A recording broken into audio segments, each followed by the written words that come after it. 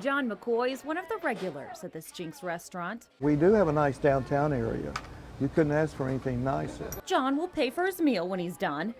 And turns out, as a taxpayer, he's also paying for many of the city manager's meals too. In due respect, he needs to pay just like we do. The 2 News investigators pored over the city credit card bills for city managers in Broken Arrow, Owasso, Tulsa, Bixby, and Jinx. We looked at the first 6 months of this year. A review of Broken Arrow and Bixby city managers showed they spent a couple $100s for lunches, while Tulsa city manager didn't turn in any expenses for lunch. Compare that to Owasso and Jinx. According to the credit card statements, former Owasso city manager Rodney Ray spent $2,000 in 5 months on lunches in the Owasso area. Again, that's not including out-of-town lunches, just the ones in town.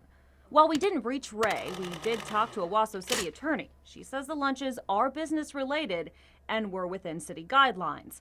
Ray resigned in June. He is facing criminal charges for writing a bogus check to Cleartone Hearing Aid and faces dozens of other accusations.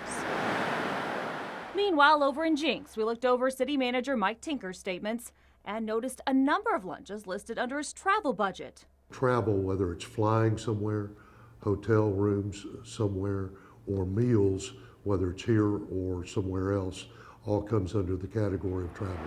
But the investigators found in most cases he only had to travel a couple of miles down the street.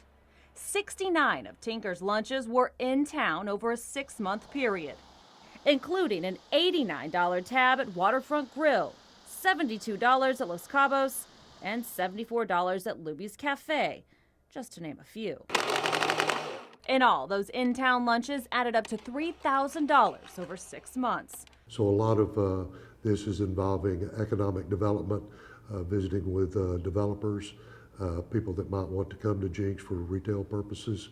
Oakley says all of the lunches were for business, and Oakley defends those lunch expenses. It might be expensive. It depends upon who you are dealing with at that time.